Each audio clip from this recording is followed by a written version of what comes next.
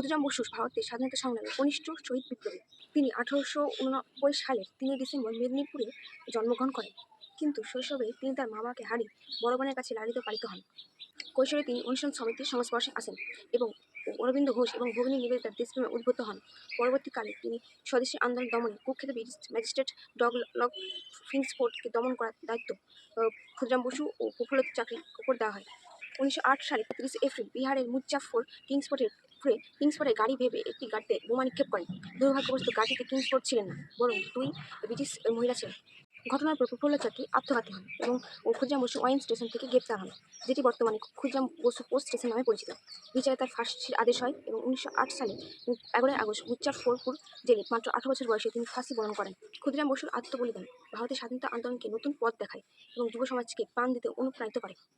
ভিডিওটি ভালো লাগলে লাইক, কমেন্ট করুন এবং এরকম আরও ভিডিও দেখতে চ্যানেলটিকে এখনই সাবস্ক্রাইব করুন।